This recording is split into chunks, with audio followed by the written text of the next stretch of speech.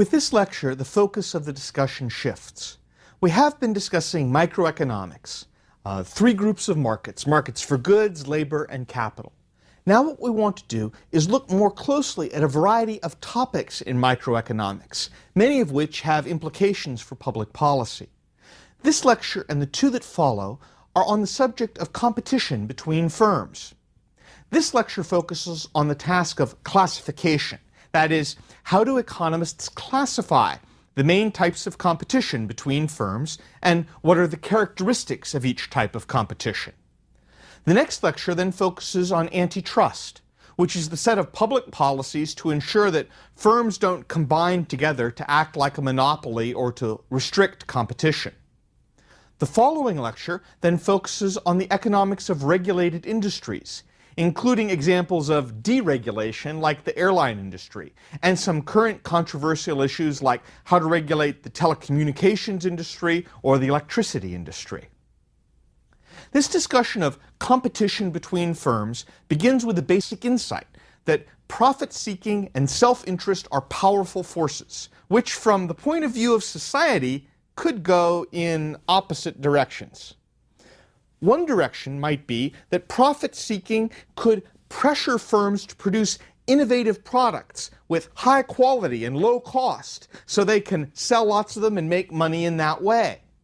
However, it's also possible that profit-seeking could encourage firms to collude with each other, to get together with their competitors, to raise prices, to lie about quality, to mislead consumers, to pollute, and to create all sorts of social problems. The famous Italian economist Vilfredo Pareto once said, "The efforts of men are utilized in two different ways. They are directed to the production or transformation of economic goods, or else to the appropriation of goods produced by others."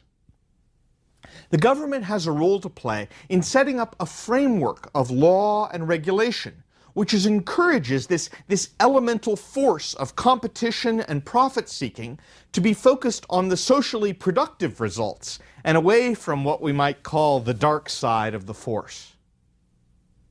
Let's start off by talking about the range of firms in the U.S. economy, from small single-person operations up to enormous corporations. There are three broad types of firm ownership. There are proprietorships, which are owned by an individual. There are partnerships, which are owned by a group of partners. And there are corporations, which are standalone organizations run by an ownership made up of shareholders, but also in some cases owned privately. Early in the 2000s, there were about 18 million proprietorships in the U.S. economy, that is, businesses owned by an individual. There were about 2 million partnerships, businesses owned by a partnership, and about 5 million corporations, which were incorporated as a legal entity and a standalone legal entity. A corporation could be publicly owned by shareholders, it can be privately owned by a large group as well. But corporations, even though they're not the biggest group numerically, dominate in size. The 5 million corporations had about $20 trillion in receipts. Think sales in terms of receipts. $20 trillion in sales. The 2 million partnerships had only about $2.5 trillion in sales, and the 18 million proprietorships combined had a total of about $1 trillion in sales or receipts. The range of industries across the U.S. economy is truly extraordinary. If you go through the government statistics, some of the main headings include agriculture, mining, utilities, construction, manufacturing, which of course includes a lot of stuff, retail, transportation, telecommunications, broadcasting, finance, real estate, professional and technical services, waste management, education, healthcare, arts, entertainment, accommodations, food service, auto repair, laundry services. The economy is this extraordinary range of production. There's also a sense sometimes that because of the sales of big corporations, almost everybody works at a really big company. That's not quite actually true, although there's some truth in it. If you look at a graph that shows where people work according to the size of their firm, What you find is that firms that have 500 or more employees employ roughly half of the labor force. But that means that firms with 500 or less employees would employ also about half the labor force. In particular, firms with 20 or fewer employees employ about 1/5 of all workers. So an awful lot of workers do work at firms which are relatively small. Not everyone is working for some giant company that everyone has heard of. In any given year, firms are starting and ending. In any given year, about 500,000 businesses start and about 500,000 businesses die. As you might expect, most of these business firms and births and deaths are small firms, but several hundred of the startups that occur each year have more than 500 employees. So big companies do start and die as well. All of these industries, all of these firms, all of these different kinds of companies across the economy can involve one of 4 different types of competition. And you can think of these 4 types of competition as sort of being along a spectrum of competition, from perfect competition at one end to monopolistic competition to oligopoly to monopoly. Now, obviously, there are a lot of terms there. We need to come back and unpack those one at a time. But we can think of these as 4 sort of prototypical different types of competition. Let me quickly sketch what they are, and then we'll talk about each one in more detail. Perfect competition refers to when there are many, many small firms making nearly identical products, and they all have to look at the price in the market and just accept it. They have to be price takers in their market because they're too small to be anything else. At the extreme opposite end of the range of competition would be monopoly. Monopoly is when there's one single seller that has all or most of the sales in a given market. Then in between those two extremes of many small firms, perfect competition, and one big firm are 2 intermediate categories.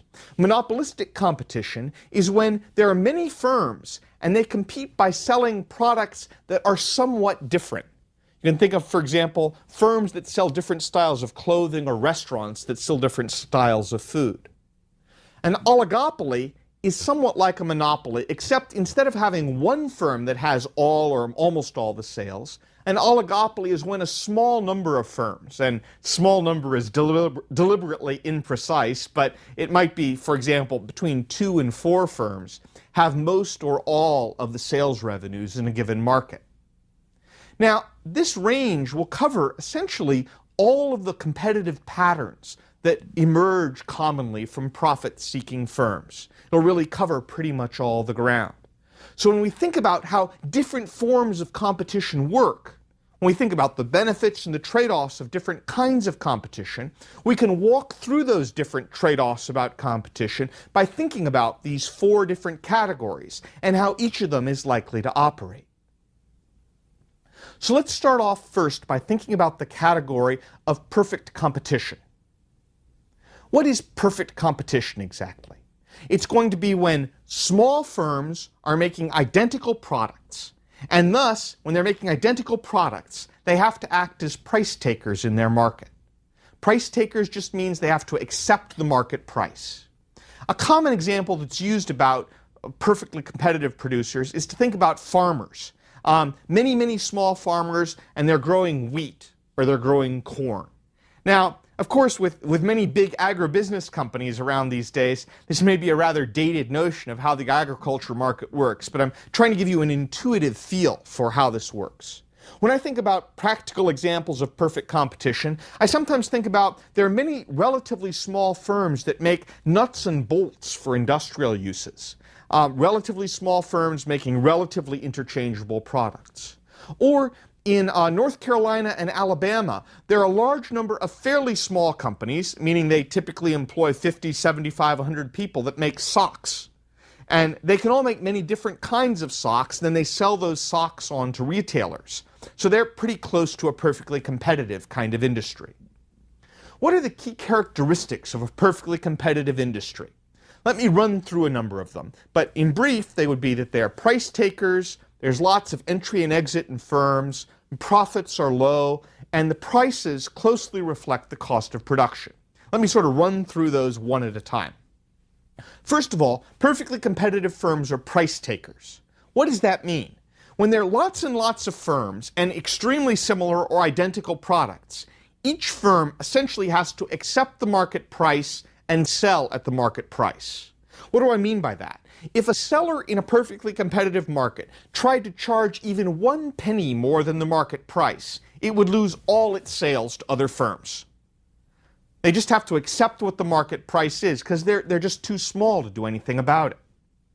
If you've got many small firms and a product that many firms can make, it's typically pretty easy for existing perfectly competitive firms to expand production or to reduce production. And since the firms are relatively small, it's usually pretty easy for new firms to start up and existing firms to close down. The combination of these traits is that profits in this industry tend to be low. Pretty much all the firms in a perfectly competitive industry make about the same profit. They all have to charge the same price. They're all producing in more or less the same way. Now, of course, firms have to earn some profit in order to continue existing. But what I really mean to say is they're earning kind of a low, normal rate of profit. Nothing special, nothing extra. When profits are very low and everyone is charging the same price, then the selling price is going to be closely linked to the cost of production. After all, if the selling price was above the cost of production, then the firms would be consistently earning profits. But the firms compete against each other and they drive down the profits. If there were firms in a highly competitive industry that were making profits, then there would be entry of more companies, an expansion of production. And as that entry occurred, it would drive down the price. Of course, if all the firms are making losses, then some firms will go out of business, and as they exit, their price will tend to rise over time. When you look at a perfectly competitive industry, you can imagine these firms that are just trying to squeeze just a couple of cents off their cost of production, so they can just try to make a little bit of profit. But with all the firms trying to squeeze their costs in this way, no one ends up making a whole lot of money. I should emphasize that truly perfect competition in the textbook sense is sort of like a perfectly pure gas in a laboratory. It's a theoretical extreme. Products are rarely identical. I mean, even stuff like wheat or corn, if you ask any farmer, they'll tell you there are many different kinds of wheat, many different kinds of corn, and they're really separate products. There are also sort of intangibles with a lot of products, like the reliability of the supply or the quality of the product. So it's very rare that products would literally be identical. But you can still think of this idea of perfect competition as a sort of benchmark, kind of like when you're in physics and they talk about a frictionless ramp. The ramps aren't really frictionless, but it's a useful way to think. And the closer you get to that extreme of an industry with lots of small firms, where the firms are producing extremely similar products, where no one can make a whole lot of money, and everyone is sort of struggling to accept the market price, the closer you are to that ideal model of perfect competition. Some people would say that certain electronics products, like, say, color televisions, not the big plasma ones, but the old-style color televisions, or computer chips, or small transistor radios, are really pretty close to perfect competition. Lots of people make them, and they sell more or less at the cost of production. Now, let's go to the opposite extreme from perfect competition. Instead of perfect competition, let's talk about monopoly. Monopoly is the situation where a single seller has all or most of the sales in a given market. Common examples. Microsoft in the late 1990s and the early 2000s dominated the market for computer operating systems. Earlier, if you go back about 2 or 3 decades, IBM once dominated the market for mainframe computers. Xerox once dominated the market for photocopying machines. The US Postal Service dominates daily letter delivery. Most people have no choice about who provides their garbage pickup or provides their electricity. Those are commonly monopolies as well. Why do monopolies exist? What's the reason that there's only one firm? Well, usually there's some barrier that prevents other firms from entering the market. Now, these barriers might be good barriers from a social point of view, or they might be bad barriers, but there's something that's stopping other firms from entering the market. And when I say good barriers or bad barriers, what I really mean to say is society getting anything in exchange for this barrier to entry?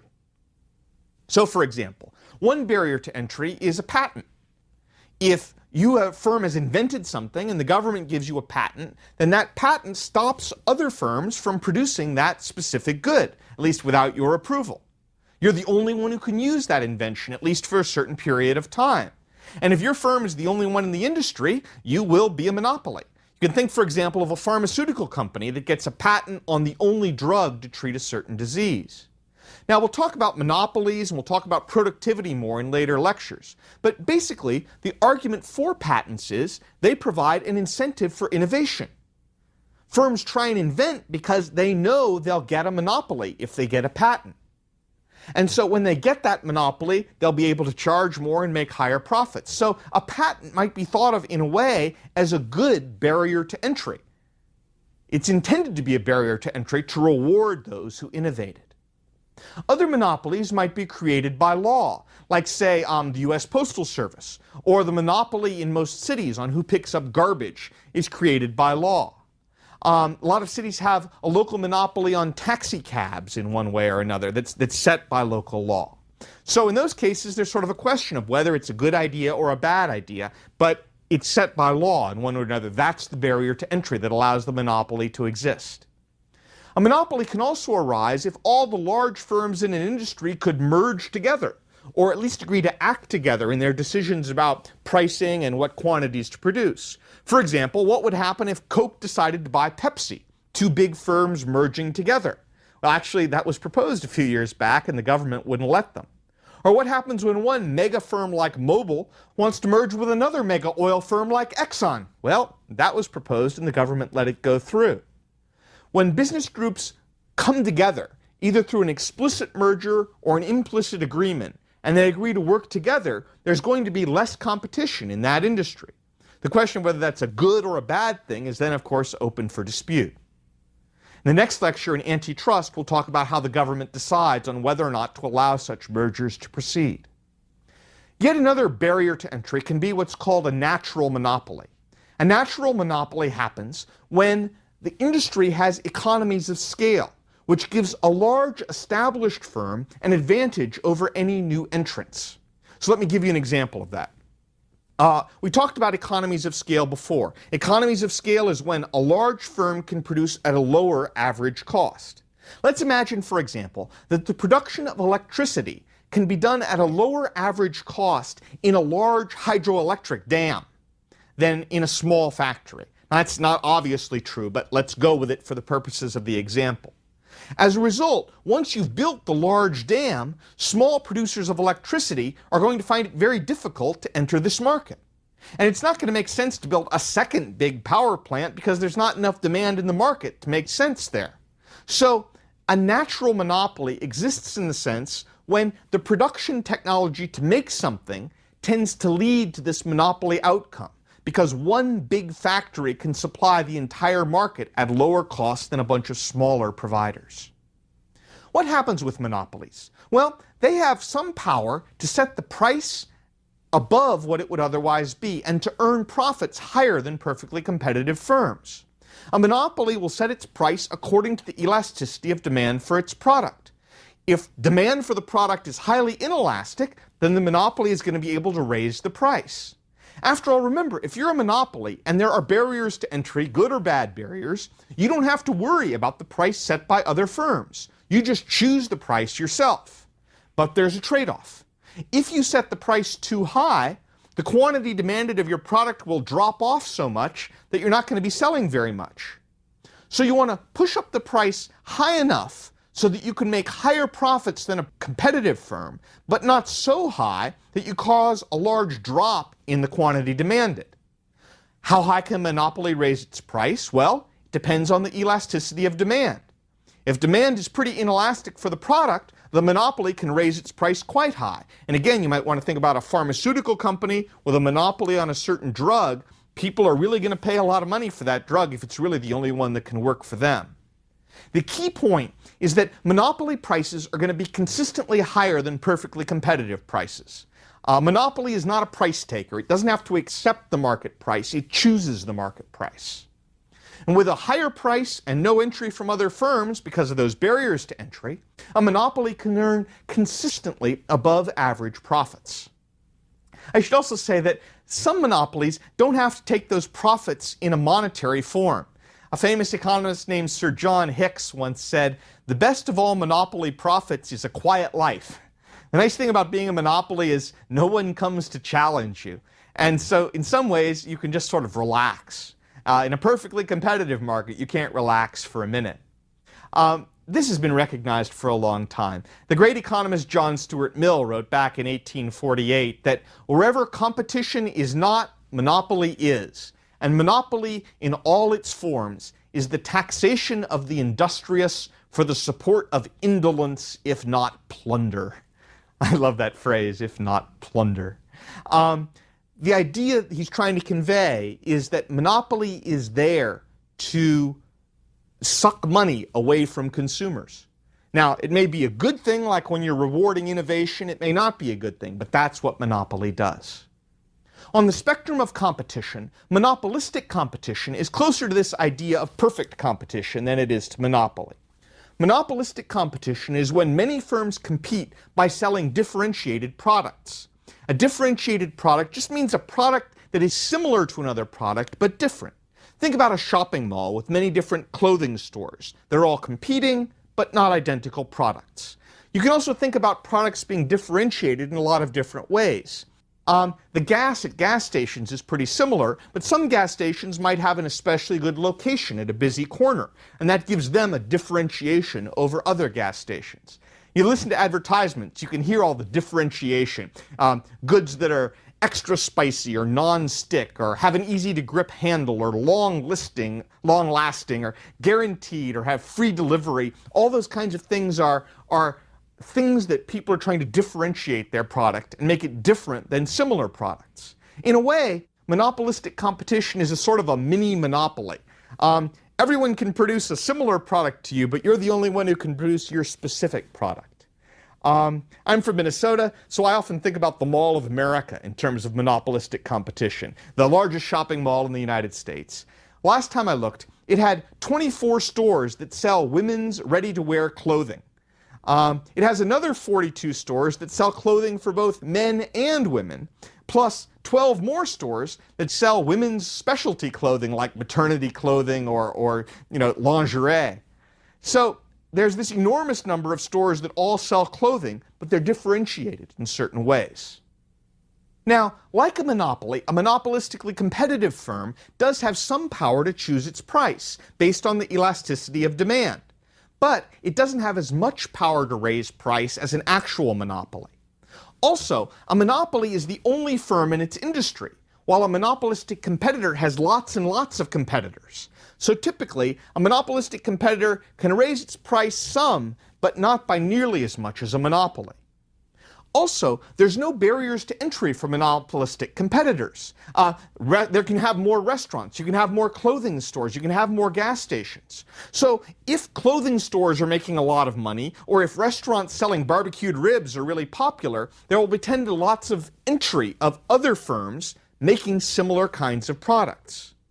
As a result of this process of entry and exit, monopolistically competitive firms can make higher than usual profits for the short run, but not in the long run. Because if they're making a lot of money, other firms will enter the same general segment that they're in. When entry catches up, then all the other restaurants or clothing stores, all those sort of close knockoff kinds of producers will start exiting, and profits will end up at the low normal levels that perfectly competitive firms have as well. But the nice thing about monopolistic competition is it gives a really strong incentive for spotting trends, for trying to make little innovations, for offering different styles and looks and features. Broadly speaking, we can call this variety. And a big unanswered question for economists is whether a free market provides the right amount of variety. I mean, most of us like a world with some variety. I wouldn't want to live in a world where everyone wore blue jeans and t-shirts and ate American cheese sandwiches on white bread every single day, even if it was more efficient, because it would all be efficient to have everyone competing to produce exactly the same product. But on the other side, is the world really a better place and are people really happier because they have hundreds of different styles of basketball shoes? It's not obvious to me. It's possible that there's too much variety in some sense. And that question of thinking about whether there's enough or too much variety is a big open question about monopolistic competition. Final category, oligopoly. An oligopoly is closer to monopoly than it is to perfect competition. But it's hard to analyze monopoly because in some cases, oligopolists compete in tough ways against each other. Let's first of all just focus on definition. An oligopoly is when a small number of firms have most or all of the revenues in a given market. You can think, for example, here about, say, Coke and Pepsi, who have most of the revenues in the soft drink market, or the two big companies that make airplanes, Boeing and Airbus. The really key question in oligopoly is, do the firms compete against each other in a really tough way? In which case the firms are sort of acting like perfect competitors, and they might end up all earning low profits. Or do the firms all collude together, and collude together in a way that lets all the firms in the market hold prices high, kind of like they're a monopoly, so they can all earn higher than normal profits over time? An oligopoly could act like a lot of competition, or an oligopoly could act more like a monopoly. Now, explicit collusion between firms is relatively rare. I mean, after all, explicit collusion between firms is illegal, as we'll talk about more in the next lecture on antitrust. But sometimes examples of explicit collusion come out anyway. Here's an example about explicit collusion from a phone tap that the U.S. Department of Justice did in 1982. I apologize in advance for the fact there's some profanity in the language, but, sometimes people talk that way.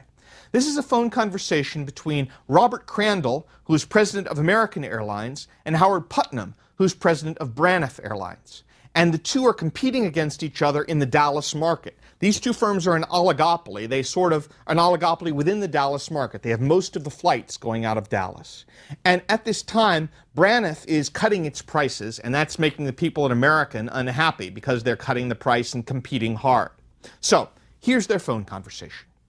Crandall says, "I think it's dumb as for all right to sit here and pound the out of each other, and neither one of us is making a dime. We can both live here, and there ain't no room for Delta, but there's, no reason I can see, all right, to put both companies out of business." Putnam says, "Well?" Crandall says, "I mean, what the is the point of it?" Putnam says, "Do you have a suggestion for me?" Crandall says, "Yes, I have a suggestion for you. Raise your fares 20%. I'll raise mine the next morning." Putnam says, "Robert, Crandall says, "You'll make more money, and I will too." Putnam says, "We can't talk about pricing." Crandall says, "Oh, Howard, we can talk about anything we want to talk about." Yeeks, huh? In this case, eventually it was decided that no law was broken, even though they had these guys on tape.